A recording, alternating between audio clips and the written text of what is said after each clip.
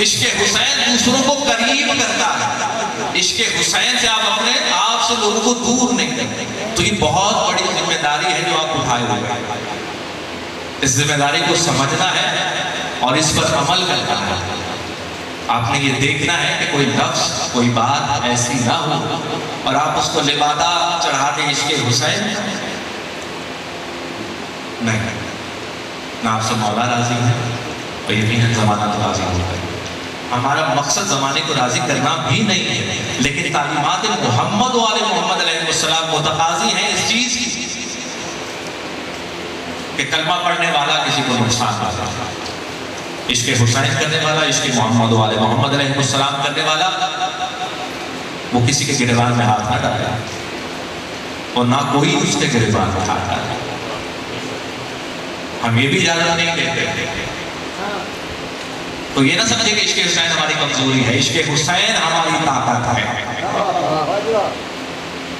ہم کمزوری کی وجہ سے یہ باتیں نہیں کر رہے، یہ ہے انہی کی بتائی ہوئی باتیں، انہی کی تعلیمات ہیں، انہی ہستیوں کہ جن کے ہم نیاز مند ہیں، کہ جن سے ہم محبت کا دعویٰ کرتے ہیں، انہوں نے ہی بتایا ہے کہ معاشرے کو کس طرح سے بہتر کرنا ہے۔ ایک شیعہ کا کردار معاشرے کے اندر کیا ہونا چاہیے۔ یقیناً آنے والے دنوں میں انشاءاللہ العزیز میں کوشش کروں گا کہ اس کے اوپر بھی تھوڑی بہت بات ہوتی رہے کہ ایک شیعہ کیسے معاشرے کو بہتر کر سکتا ہے، یہ 1400 سال کی آزاداری کس طرح سے رنگ لائے گی، کس طرح سے اس کے نتائج سامنے آ سکیں گے۔ آپ لوگوں کی دعائیں انشاءاللہ شامل حال رہی۔ ایک صلوات پڑھیں گے محمد و آل محمد۔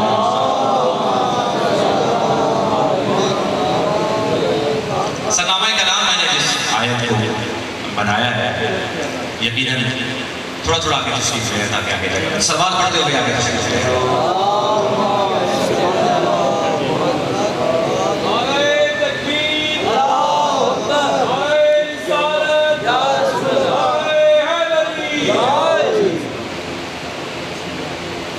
جو میں نے سنامہ کلام اس آیت کو بنایا ہے بہت ہی زبان زدہ، بہت دفعہ آپ اس کا تذکرہ سنتے رہتے ہیں مجلسوں میں، محفلوں میں، آپ کی سماعتیں بہت مانوس ہیں اس آیت کے ساتھ کہ ان الدین عند اللہ الاسلام، کہ خدا کے نزدیک اگر کوئی دین ہے تو وہ اسلام ہے۔ دین اسلام ہی دین ہے کس کے نزدیک؟ خالق کائنات کے نزدیک۔ اسی پر میں نے گفتگو کرنی ہے، جب تک اس کے حوالے سے مجھے رزق ملتا رہا میں آپ تک انشاءاللہ پہنچاتا رہوں گا۔ دین اسلام بحیثیت مسلمان میرا یہ فریضہ ہے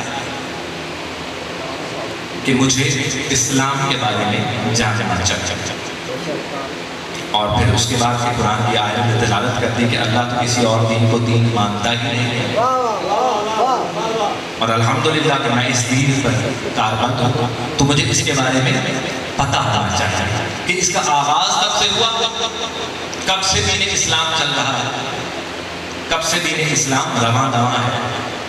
تو پہلے ایک چیز کو تھوڑا سا اپنے پلو سے باندھ لیجئے، اس کو یاد کر لیجئے، ذہن نشین کر لیجئے کہ اسلام دین ہے، وہ دین جو اللہ کے نزدیک بہترین ہے اور صرف وہی ہے۔ دین میں شریعت بھی ہوتی ہے، میں ایک دفعہ پہلے بھی اس کا تذکرہ کر چکا لیکن بہت ہی کم، اور ذہن میں تھا کہ کبھی اگر موقع ملا تو انشاءاللہ اس پر گفتگو سیر کروں گا، اور الحمدللہ وہ موقع آیا ہے تو میں چاہتا ہوں کہ اپنے نوجوانوں تک وہ باتیں پہنچاؤں کہ شریعت اور دین، میرا نوجوان بعض بات یہ سمجھتے ہیں کہ شریعت اور دین ایک ہی چیز کا نام ہے، جو کہ نہیں۔ دین کا ایک حصہ ہے جس کو شریعت کہتے ہیں۔ اب شریعت اور دین کے اندر تھوڑی سی جو تفریق ہے یا اس کے اندر جو بات ہے جو مختلف ہے وہ کیا کہ دین تبدیل نہیں ہوتا، دین تبدیل نہیں ہوتا، شریعت تبدیل ہوتی رہتی ہے یا ہوتی رہی ہے، اس طرح زیادہ آسان ہو جائے گا۔ دین جو روز اول تھا قیامت تک وہی دین ہے، اس کے اندر رد و بدل نہیں ہو سکتا۔ شریعت کے اندر انسانی طبیعت کے حوالے سے بھی اور وقت کے حساب سے بھی تھوڑا بہت رد و بدل ہوتا رہا ہے۔ یہ بات آپ نے ذہنوں میں محفوظ کرنی ہے کہ شریعت اور اسلام یہ ایک چیز نہیں ہے، یہ تھوڑی سی مختلف ہے۔ اختلاف میں نے آپ کو بتا دیا کہ اس کے اندر کیا ہے کہ دین اسلام کے بارے میں میرا فریضہ ہے کہ میں جانوں کہ شروع کب سے ہوا، تو یقیناً دین اسلام جناب آدم علیہ السلام سے شروع ہوا، اور کہاں پر آ کر جناب ختم مرتبہ صلی اللہ علیہ وآلہ وسلم۔ دین اسلام چل رہا ہے کب سے؟ جناب آدم علیہ السلام، یہ اس کا آغاز ہوتا ہے، اور دین اسلام مکمل کہاں ہو رہا ہے؟ جناب ختمی مرتبہ صلی اللہ علیہ وآلہ وسلم۔ اب اس کے سارے کے بارے میں جاننا اور اس کو پڑھنا یقیناً تقریباً ناممکن ہے کہ ہم روز اول سے تاریخ کو اٹھائیں اور اس کا مطالعہ شروع کر دیں، ملیں گے ہی نہیں۔ اگر کوئی صاحب چاہیں بھی تو حضرت آدم علیہ السلام کے زمانے سے اور جناب ختمی مرتبہ تک اس کو بڑی ہی مشکلات کا سامنا ہے۔ یقیناً کئی چیزیں ایسی ہیں جو حذف ہو چکی ہیں، موجود نہیں ہیں، آپ پڑھ سکتے ہیں، مطالعے کے لیے آپ کو وہ ملیں گے تو کیسے پتہ چلے گا۔ لیکن دین اسلام کو جاننا بھی ضروری ہے، کیونکہ فریضہ ہے کہ دین اسلام کو جانیے، کیونکہ کامل دین ہے، مکمل دین ہے، اس لیے اس کو جانتے ہیں، اس کو تھوڑا ریسرچ کرتے ہیں کہ دین اسلام ہے کیا ہے۔ تو میں نے جو اندازہ لگایا ہے، یہ جو میں نے تھوڑی بہت کتابیں پڑھی ہیں یا تھوڑا سا سنا ہے اس کے بارے میں، تو ایک بات جو علماء کہتے ہیں کہ جو بھی یہ چاہتا ہے کہ دین اسلام کو مکمل طور پر جانے تو اس کے لیے ایک آسان سا طریقہ انہوں نے بتایا۔ علماء کہتے ہیں کہ سن 10 ہجری سے لے کر سن 61 ہجری کے درمیان سب کچھ پڑھ لو، آپ کو دین اسلام سمجھ آ جائے۔ یعنی کہ کب سے؟ کہ جب دین مکمل ہوا تب سے لے کر واقعہ کربلا۔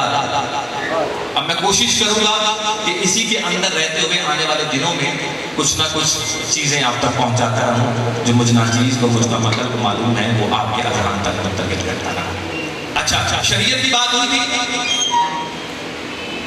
کہ شریعت تھوڑی مختلف ہے دین کے ساتھ، کہ دین بدلتا نہیں ہے، اس کے اندر کوئی رد و بدل نہیں ہے۔ جو روز اول اس میں چیز تھی مثبت، وہ روز آخر بھی مثبت ہی ہوگی، جو منفی تھی وہ روز آخر منفی رہے گی، اس کے اندر تبدیلی کا کسی قسم کا کوئی امکان موجود نہیں ہے۔ اس لیے معلوم نہیں رہا ہے کہ ان الدین عند اللہ الاسلام، بے شک اگر میرے نزدیک کوئی دین ہے میں اللہ تو وہ صرف اور صرف اسلام۔ شریعت اس کے اندر کس طرح سے آپ تبدیلی کہ جناب آدم علیہ السلام اور اس کے بعد آگے چلتا رہا سلسلہ ختم مرتبہ صلی اللہ علیہ وآلہ وسلم۔ ٹھیک ہے، وہی دین جو جناب آدم لے کے آ رہے تھے، دین مکمل نہیں تھا۔ دو چیزیں ہیں، اس کو بھی سمجھ سکتے۔ شریعت کے اندر تبدیلی وقت کے حساب سے آ رہی ہے،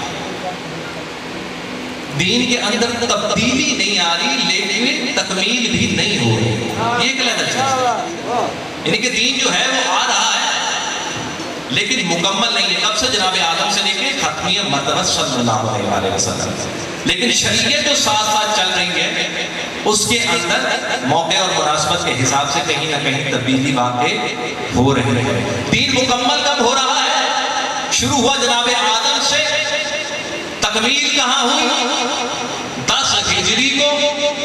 کب؟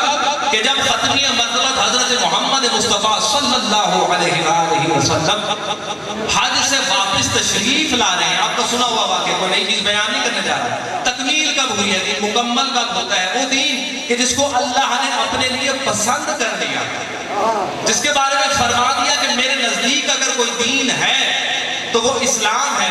میں اس کی تکمیل کا تذکرہ کر رہا ہوں کہ وہ مکمل کب ہوا۔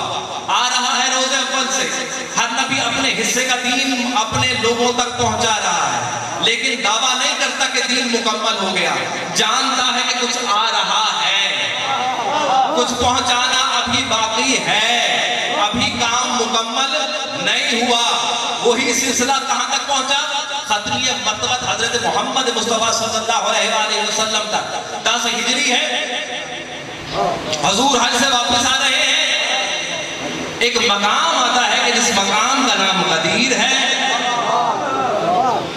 وہ نبی کے جو بغیر وحی کے بولتا نہیں، اللہ نے یہ دکھایا کہ وہ اللہ کے حکم کے بغیر چلتا بھی نہیں. یہ تو سب کو پتا تھا کہ وہ تب تک بولتا ہی نہیں کہ جب تک حکم خدا نہ آ جائے. اس دن لوگوں کو پتا چلا کہ یہ نبی تو اس وقت تک چلتا بھی نہیں جب تک حکم خدا نہ آ جائے. کہتے ہیں غدیر پر پہنچے، جبرائیل نازل ہو گئے کہ رک جائیے،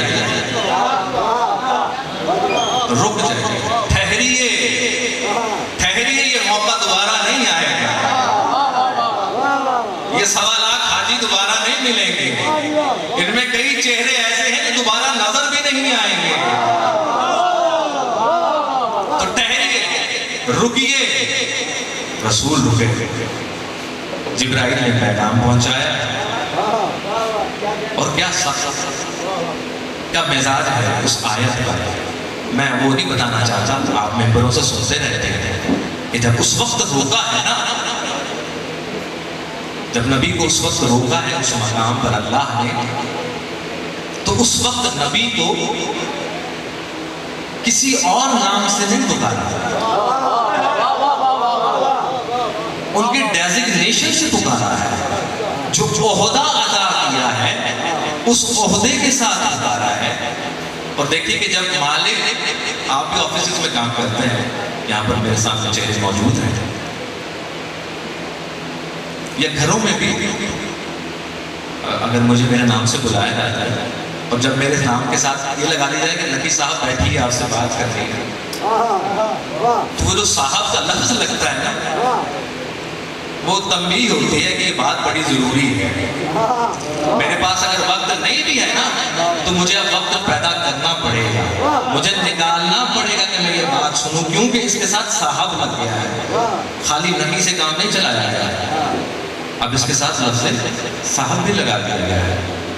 تو اس سے کیا ہوتا ہے کہ وہ جملے کے اندر جو بولنے والا ہوتا ہے وہ اگلے کو سمجھاتا ہے کہ یہ جناب میں آپ کو روک رہا ہوں یا آپ سے کہہ رہا ہوں تو یقیناً جو بات ہے نا وہ بڑی ضروری ہے، وہ بڑی اہم ہے. اور اگر یہ بات نہ آپ نے سنی نا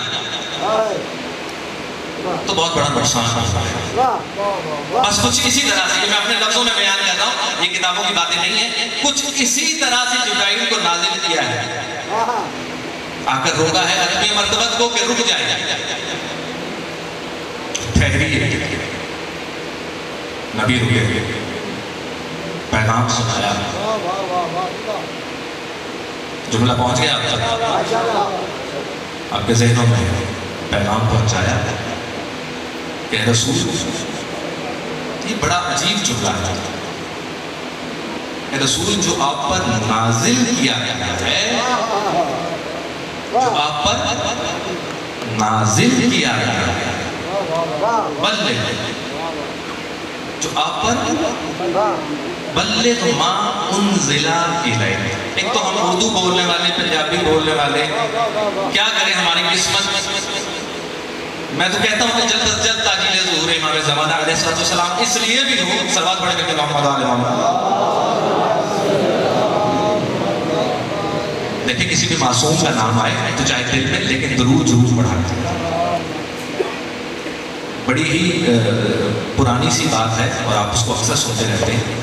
وہ شعر کی صورت میں ہے کہ اسد بھائی بیٹھے ہیں، اگر میں غلط ہوں تو میری تصحیح فرمائیے گا کہ ادب پہلا کرینہ ہے محبت کے کرینہ. یہ بات بہت ہی اہم ہے، بڑی سادہ سی لائن ہے کہ ادب پہلا کرینہ ہے محبت کے کرینہ. اگر آپ محبت کے دعویدار ہیں اور ادب سے آپ بیزار ہیں تو آپ داغدار ہیں.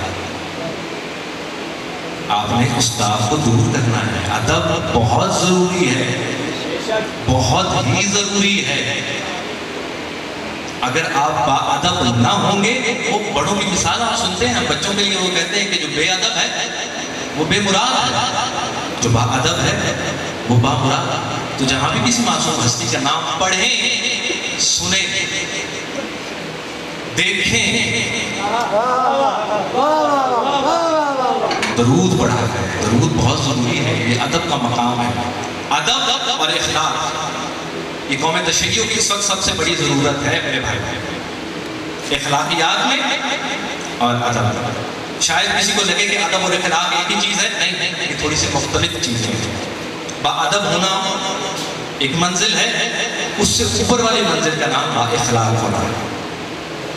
ادب نیچے والا درجہ ہے، اخلاق اس سے بلند درجہ ہے. جعفر صاحب کو میری بات پہنچی ہے. ایک سوال پڑھیں میرے محمد والے محمد. شیعہ کچھ بھی ہو جائے نہ بے ادب ہوگا اور نہ ہی اس میں اخلاق کی کمی ہوگی.